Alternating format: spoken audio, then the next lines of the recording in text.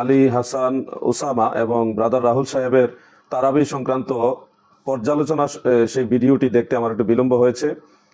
আমি গতকাল এই ভিডিওটা দেখেছি, সম্পূর্ণটা দেখেছি, মনোযোগ সহকারে শ্রবণ করেছি এবং উভয়ের আলোচনার মধ্যে আমি আলহামদুলিল্লাহ অনেক সৌন্দর্য দেখেছি, তবে কিছু কিছু বিষয় অগ্রহণীয়।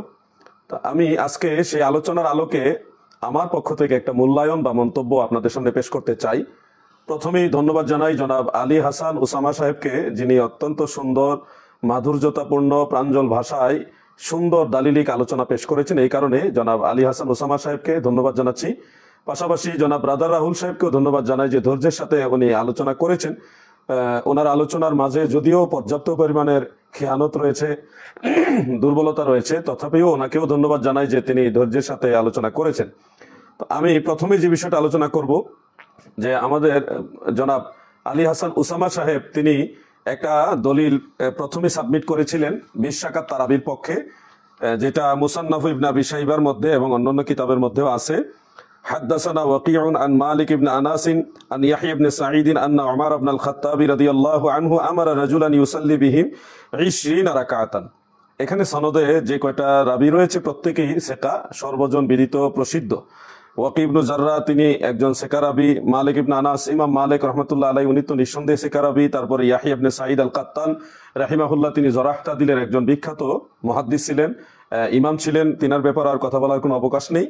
যে কথাটা এসেছিল যে ইয়াহইয়া ইবনে সাঈদ আল কাত্তান রহমতুল্লাহ আলাইহি তিনি হযরত উমর রাদিয়াল্লাহু আনহুর জামানা পাননি বা তিনাকে পাননি, তিনার সাথে সাক্ষাৎ প্রমাণিত হয়নি, তাহলে এই হাদিস মুত্তাসিল হচ্ছে না, মুনকাতি হচ্ছে। তো মুনকাতি হওয়া সত্ত্বেও কেন এটা আলী হাসান ওসামা সাহেব দলিল দিয়েছেন, এটা নিয়ে আমাদের ব্রাদার রাহুল সাহেবের বিস্তর আপত্তি ছিল। কিন্তু ব্রাদার রাহুল সাহেবের সমস্যাটা ছিল যে আলী হাসান ওসামা সাহেব তিনি কিন্তু এটা মুনকাতে হওয়ার বিষয়টা উল্লেখ করার পাশাপাশি আইম্মাই কারাম মুহাদ্দিসিনে কারাম তিনাদের মন্তব্য পেশ করেছেন যে অনেক ক্ষেত্রে সনদান জাহিরি ভাবে মুনকাতি হলেও উসুলে হাদিসের মানদণ্ডে এটা হুকমান মুত্তাসিল হয়ে যায়। আমি কথাটা আবার রিপিট করছি, অনেক ক্ষেত্রে জাহিরি ভাবে বাহ্যত সনদ মুনকাতে হলেও উসুলে হাদিসের মানদণ্ডে হুকমান সে হাদিসটা মুত্তাসিল হয়ে যায়। সেটার জন্য আলী হাসান ওসামা সাহেব অনেকগুলো এবারত পড়েছেন, ভালোভাবে বোঝানোর চেষ্টা করেছেন, হয়তো ব্রাদার রাহুল সাহেব সেটা অনুধাবন করতে পারেননি, আর এখানেই মূল সমস্যাটা হয়েছে। আর আমি আগে থেকেই জানি ব্রাদার রাহুল সাহেব তিনি অনেক আরবি এবারত নিজে তো পড়তে পারেনও না, আবার বুঝেনও না, এই মুশকিলটা হলো এখানে। আমি ওনাকে ছোট করার জন্য বলছি না, বাস্তব কথাটা বলছি। আপনারা শুনছেন, আপনারা হয়তো ভাববেন যে আমি মাযহাবের পক্ষে এই জন্য ওনার বিরুদ্ধে বলছি, না, বাস্তব কথাটা হলো উনি অনেক এবারত তো পড়তে পারেনই না, উনি বুঝেনও না, যার কারণে আলী হাসান ওসামা সাহেব তিনি কিন্তু ইমাম জাইনুদ্দিন ইরাকি, হাফেজ ইবনু হাজার আসকালানি, হাফেজ জালালউদ্দিন সৈয়দী সহ বিখ্যাত বিখ্যাত মুহাদ্দিসদের কিতাবের হাওলা সহকারে এবারত পড়ে পড়ে ওনাকে বলেছেন, কিন্তু এটা উনি বুঝেন নাই যে মুনকাতি জাহিরান যদি মুনকাতি সনদ হয় কিন্তু উসুলে হাদিসের মানদণ্ডে হুকমান সেটা মুত্তাসিল হয়ে যায়, এই জিনিসটা আমাদের ব্রাদার রাহুল সাহেব বুঝেননি। তা আমি আজকে আপনার যারা দেখেছেন দেখার কথা, যে মানুষটার আরবিতে এত সমস্যা যে সামনে লেখা হলো আখুযু বিহি, তিনি পড়ছেন আখতারা বিহি, আল্লাযী আখতারা বিহা, আবার দেখা যাচ্ছে আল্লাযী জামা পড়ছে আল্লাযী জামা। তার মানে আমি এবারটা শুনে, আমি এবারটার ভুল ধরি নাই, পচাতে চাইলে কাউকে অনেকভাবে পচানো যেত, আমি ইচ্ছা করি এগুলো এড়িয়ে গিয়েছি, কারণ ব্যক্তিকে হেয় করা মুখ্য না, হক প্রকাশ করা মুখ্য। আমি নম্র ভাষায় সাধারণত দেখবেন এই জাতীয় পরিস্থিতিতেও আমি স্বাভাবিক বয়ানের চাইতে সুর ভিন্ন করে সর্বোচ্চ নম্র ভাষায় ভদ্রতা দেখিয়ে কথা বলার চেষ্টা করি, যাতে করে আমার উগ্র উপস্থাপনা কারো হেদায়েত গ্রহণের পথে বাধা না হয়। অনেকে আছে চাপার জোর দেখলেই এটাকে ভাবে শক্তিশালী আর উদারতাকে ভাবে দুর্বলতা, এদের নিয়ে আমার চিন্তা নাই। কিন্তু সত্য গ্রহণের মন যাদের আছে তারা কোনটা ভদ্রতা আর কোনটা উগ্রতা সহজে বুঝতে পারে, কে টিটকারি মারে, কে অবজ্ঞা করে, কে হ্যাঁ করে, আর কে নিজের কথাগুলো ভদ্রতার সাথে উপস্থাপন করে, এটা বুঝতে কমন সেন্সই লাগে, পিএইচডি করা লাগে না। তো এই কারণে ভদ্রতা রক্ষা করে বলেছি। কিন্তু যখন দেখলাম আরবির অবস্থা, আল্লাহর কসম আমার মনের মধ্যে আফসোসটা আসলো যে ভাই তারাবি 8 না 20 এটা বাদ দেন, তারাবি যদি কেউ নাও পড়ে সে কাফের হবে না, কিন্তু এভাবে কেরাত পড়ে যদি সারা জীবন ফরজ নামাজও পড়ে আর নামাজই হবে। আর যার নামাজ নেই অর্থ জান্নাতের চাবি নাই, আর যার জান্নাতের চাবি নাই সে জান্নাতে যাওয়াই তো রিস্কের বিষয়। তো নামাজের জন্য গুরুত্বপূর্ণ একটা বিষয় হলো কেরাত। আমার অন্তরে বড় আফসোস লেগেছে, যদি এই পয়েন্টটা আমি সামনাসামনি থেকে বলি নাই, আলাদা করে আমি বলবো, কারণ গোটা জাতির সামনে অপমানিত করা সেখানে ইচ্ছে যাচ্ছিল না, এখানে কথা প্রসঙ্গে আসলো বলে বললাম, না হলে এটা এখানে বলার ইচ্ছা ছিল না যে একজন মানুষের কেরাতেই যদি মৌলিক গলত থাকে, মৌলিক গলত বুঝেন, লাহানে জালি লাহানে খাফি, এটা হুজুরদের থেকে বুঝে নিয়ে আমার এখানের আলোচ্য বিষয় না। যদি এমন ভুল থাকে যার কারণে অর্থ বিকৃত হয়ে যায়, নামাজ হয় না, কারো মতে নামাজ হয় না। হানাফি, শাফি, হাম্বলি, মালিকি, মাযহাবি, লামাযহাবি কারো মতে নামাজ হয় না। তো আপনার নামাজে যদি না হয়, আপনি রাকাত দিয়ে কি করবেন রে ভাই? রাকাত আপনি 1000 রাকাতই পড়েন না 2 রাকাতই পড়েন, আপনার তো কেরাতে সহি না। আপনার তাহলে যে সময়টা দিচ্ছেন অযাচিত তর্ক বিতর্কের পেছনে, এর 1000 ভাগের 10 ভাগ সময়ও যদি দিতেন নিজের নামাজ সহি করার জন্য, কেরাত সহি করার জন্য, জান্নাতের পথ সহজ হয়ে যেত। কারণ আল্লাহ জিজ্ঞেস করবে না, না কবরে না হাসরে, বান্দা তর্ক করেছিলি কিনা, বান্দা বিতর্কে সফল হয়েছিল কিনা। কিন্তু এই প্রশ্ন ঠিকই হবে, বান্দা নামাজ আদায় করেছিল কিনা। কিয়ামতের দিনের প্রথম প্রশ্নই নামাজ, নামাজ, নামাজ। আল্লাহ রাসূল ওয়াফাতের আগে উম্মতকে বলে গিয়েছেন, নামাজ, আসসালাহ, আসসালাহ ওয়া মা মালাকাত আইমানুকুম। আমার এখন আফসোস লাগছে যে আপনাদের মধ্যেও যদি এমন কেউ থাকে যে আলতু ফালতু শাখাগত বিষয় নিয়ে তর্ক করে, কিন্তু দেখা যাচ্ছে যে ইসলামের মূল বিষয়ই তার সমস্যা, নামাজই সমস্যা, ফরজ ইবাদতের সমস্যা, তাহলে তাকে পা ধরে বলবেন, আল্লাহর রাস্তে ভাই আগে মূল ঠিক কর, তারপর শাখা দেখা যাবে। গাছের শিকড়ে যদি কাটা থাকে, ডালে যতই পানি দাও কোনো লাভ হবে না। সুতরাং এই বিষয়টা গুরুত্বপূর্ণ কিনা। এরপর দেখলাম উসুল বললাম আমি কয়েকটা, আমি ইচ্ছাকৃত ভাবে ওই শক্তিশালী দলিলগুলো আগে না টেনে প্রথমে এমন একটা কথা টানলাম যেটা বোঝাতে চাইলে আমাকে অনেকগুলো মূলনীতি দিয়ে বোঝাতে হবে। আমার উদ্দেশ্য ছিল মূলনীতিগুলো বলে আমি একটু ভাট্টিপ দিয়ে দেখবো আর কি, যে কথাগুলো সবকিছু বুঝতে পারছে কিনা। যেহেতু শিরোনামী হাদিস শাস্ত্রের আলোকে আলোচনা, তো শাস্ত্র বোঝে কিনা এটা আমারও ক্লিয়ার হওয়া দরকার, জাতিরও ক্লিয়ার হওয়া দরকার। আমার ধারণা ছিল জেনারেল মানুষ হলেও অনেকে পড়াশোনা করার কারণে ব্যক্তিগতভাবে টুকটাক জানা থাকে। আমরা অনেক জেনারেলকে এমন দেখেছি আলহামদুলিল্লাহ ইসলামের লাইনে মোটামুটি ভালো জ্ঞান রাখে। আমাদের আসিফ আদনান ভাই, শামসুল আরিফিন শক্তি ভাই, মুশফিকুর রহমান মিনার ভাই, অনেকে আছে জেনারেল কিন্তু দিনের লাইনে আলহামদুলিল্লাহ মোটামুটি জ্ঞান রাখে। আমার ধারণা ছিল এমন কিছু না হলেও হয়তো কাছাকাছি হবে, কিন্তু দেখলাম মূলনীতি যেই কয়টা বললাম একটা মূলনীতিরও ধারলো না। আগ থেকে যা নিয়ে এসেছে সেটাই শুধু দেখিয়ে গেল, সবকিছু আগ থেকে সাজানো, পোস্টার আগ থেকে বানানো, ব্যাস এটার জবাব এটা, এটার জবাব এটা, এটার জবাব এটা। কিন্তু আমি আগ থেকেই যত ভিন্ন ফরম্যাটে আলোচনা করেছি, কারণ এই বিষয়ে যতগুলো বই পড়েছি সবগুলোতে নির্দিষ্ট গদবাদা আলোচনা। আমি ইচ্ছা করে গদবাদার বাইরে চলে গিয়েছি, যাতে করে যদি আমাকে আগ থেকেই পাকড়াও করতে চায়, তাহলে খেলার তো কিছু নিয়ম আছে। আপনি যদি প্রতিপক্ষের সিস্টেম বুঝেন যে কেমনেও ব্যাট চালাবে, আপনি বলটা ওইভাবে ছুড়বেন, আগ থেকে ওরা টার্গেটে রাখবেন। আমি পুরো সিস্টেমের বাইরে চলে গিয়েছি, যেভাবে কোনো বইয়ের মধ্যে আলোচনা নাই, যাতে করে দুইটা ফায়দা হয়। এক নম্বরে আগ থেকে প্রস্তুতি নিয়ে আসলে ধরতে না পারে, সবকিছু তার মথের বাইরে চলে যাবে। এখন নকল নিয়ে ঢুকেছে পরীক্ষায়, কিছু নকল তো আর পুরো বই নেয় না, কিছু জিনিস হয়তো নোট করে নিয়ে গেছে। এখন যদি কমন কিছু পড়ে যায় দেখে দেখে লিখবে, আনকমন পড়ে গেলে কি করবে? আল্লাহর বান্দার সমস্যা হয়ে গেল এটা। কিছু জিনিস সাজিয়ে সুন্দর করে পোস্টার বানিয়ে এনেছে, তাকে ধন্যবাদ দেওয়া দরকার। আমি আসলে পারি না এবং পোস্টার বানাতে, এটাও একটা যোগ্যতা। আল্লাহ সবাই সব যোগ্যতা দেয় না, আমি কম্পিউটারের লোক না, অত কিছু বুঝিও না। এটার জন্য আসলে বিশেষ ধন্যবাদ দেওয়া দরকার যে এত সুন্দর পোস্টার বানিয়েছেন। আল্লাহ আপনাকে পোস্টার বানানোর লাইনে আরো বরকত দান করুন। তো এই যে পোস্টারগুলো বাংলা পোস্টার, এবং মজার একটা বিষয় হলো উনি আরবিগুলো পড়েন নাই, ভয়ে ছিলেন যে হয়তো আরবি পড়লেই ভুল হবে, আমি সেই ভুলেই ধরবো। এক জায়গায় না 2 জায়গায় শুধু পড়েছেন, সেখানে এমন ভুল করেছেন আমাদের বাচ্চারাও হাসছে।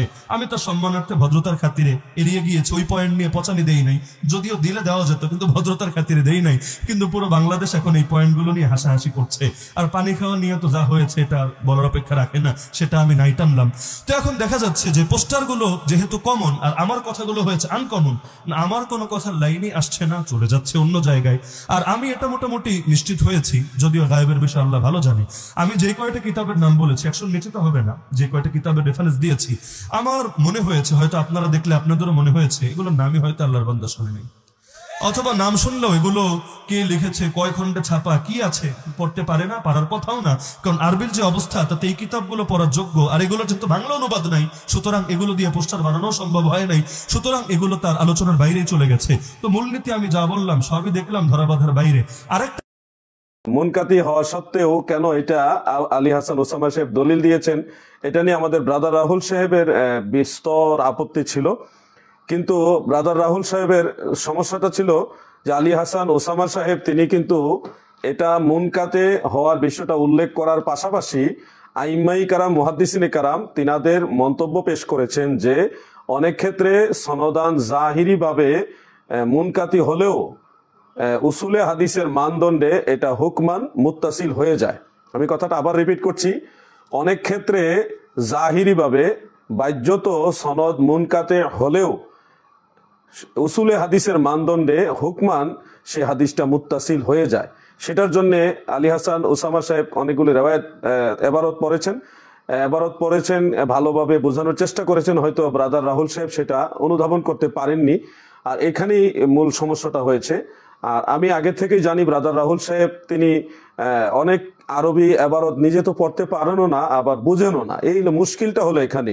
আমি ওনাকে ছোট করার জন্য বলছি না, বাস্তব কথাটা বলছি। আপনারা শুনছেন, আপনারা হয়তো ভাববেন যে আমি মাযহাবের পক্ষে এই জন্য ওনার বিরুদ্ধে বলছি, না, বাস্তব কথাটা হলো উনি অনেক এবারত তো পড়তে পারেনই না, উনি বুঝেনও না, যার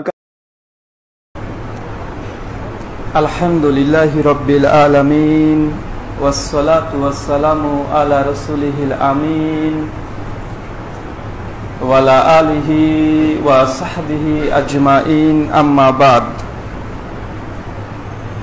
আউযু বিল্লাহিস সামিউল আলিম মিনাশ শাইতানির রাজীম মিন হামজিহি ওয়া নাফখিহি ওয়া নাফসিহি।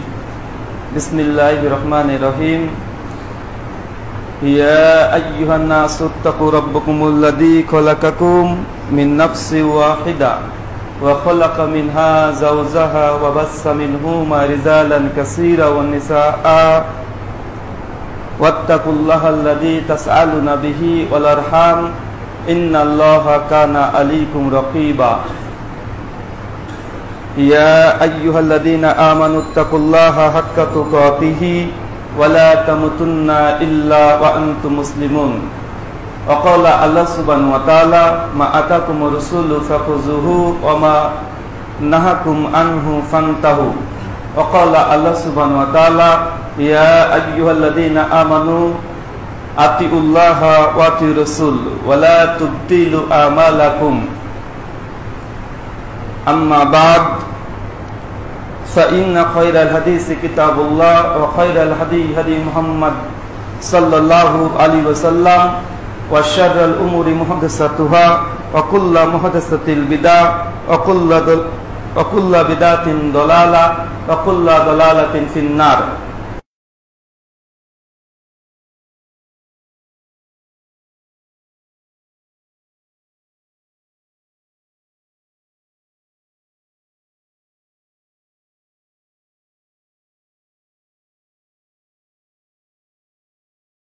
ইবনু হাজার আসকালানি, হাফেজ জালালউদ্দিন সুয়ুতি সহ বিখ্যাত মুহাদ্দিসদের কিতাবের হাওলা সহকারে এবারত পরে ওনাকে বলেছেন, কিন্তু এটা উনি বুঝেন নাই যে মুনকাতে জাহিরান যদি মুনকাতে সনদ হয়, কিন্তু উসুলে হাদিসের মানদণ্ডে হুকমান সেটা মুত্তাসিল হয়ে যায়। এই জিনিসটা আমাদের ব্রাদার রাহুল সাহেব বুঝেননি। তা আমি আজকে আপনাদেরকে সে এবারটুকু আবার পুনরায় পড়ে শোনাচ্ছি। এটা নুকাতের মধ্যে পাবেন, ইবনু হাজার আসকালানি রহমতুল্লাহ আলাইহির এবং অন্যান্য ইমামদেরও যেটাই পড়েন সেখানে এটা পাবেন। এবং তাদরিবুর রাবি ইমাম জালালউদ্দিন সুয়ুতি রাহিমাহুল্লাহ তিনার এই কিতাবের মধ্যে 183 পৃষ্ঠা জিলদে আউয়ালে উল্লেখ রয়েছে। এছাড়াও শরহে আত-তাফসিরা ওয়া তাযকিরা এই কিতাবের মধ্যে পাবেন, আরো অনেক কিতাবে। সেখানে এবারটা হলো এইভাবে, وإن روى التابعي عن الصحابي قصة أدرك ووقوعها فمتصل وكذا إن لم يدرك وقوعها ولكن أسندها له وإلا منقطعة। অর্থাৎ অনেক ক্ষেত্রে অনেক সনদ বাহ্যত মুনকাতি হয়, কিন্তু সেই রাবি তাবি যে তাবি সাহাবীর রেফারেন্স দিয়ে রিওয়ায়াত বর্ণনা করছে, তিনি যদি সেই প্রেক্ষাপটটা, সে চলমান প্রক্রিয়াটা সম্পর্কে অবগত থাকেন, জানেন, যেটা ব্যাপকতার কারণে তিনি জানেন, সেক্ষেত্রে যদি মুনকাতে বা এনকেতা থাকে, সে এটা এনকেতা থাকা সত্ত্বেও এটা মুত্তাসিলের হুকুম রাখবে। তো আপনাদের যাদের কাছে কিতাবটা আছে নিশ্চয়ই আপনাদের জানা আছে। এই বিষয়টা আমাদের ব্রাদার রাহুল বুঝেন নাই, যে উনি বলতেছেন যে হাদিস সহিহ হওয়ার জন্য 5টা শর্ত লাগে, এর মধ্যে একটা শর্ত হলো মুত্তাসিল হওয়া। তো উনি ঠিকই বলেছেন মুত্তাসিল হওয়াটা এটা একটা শর্ত, কিন্তু উনি জানেন না মুত্তাসিল কোন কোন কারণে হয়। তো এই যে কয়টা কারণে একটা হাদিস মুত্তাসিল হিসেবে গণ্য হয়, এর মধ্যে একটা কারণ হলো জনাব আলী হাসান ওসামা সাহেব তিনি উল্লেখ করেছেন, কিন্তু আমাদের আফসোস হলো ব্রাদার রাহুল সাহেব সেটা বুঝেন নাই। আমার অনুরোধ রইল ব্রাদার রাহুল সাহেব, আপনাকে আগেও বলেছি, অনেকবার বলেছি, যে আপনি মুহাক্কিক আলেমের সোহবত নেন। এমনিতে বাংলা বই পড়ে, অন্যের অনুবাদ কৃত বই পড়ে যদি বড় আলেম হওয়া যেত, দ্বীনের বড় দায়ী হওয়া যেত, তাহলে আমরা বা আলেমরা পূর্বসূরিয়া তিনারা বড় বড় আলেমদের সোহবতে বসার কোনো প্রয়োজন ছিল না। আমি আপনাকে অনুরোধ করছি, আপনি ভালো মুহাক্কিক আলেমের সোহবত নেন, আপনার দুনিয়া এবং আখিরাতের জন্য কল্যাণ হবে।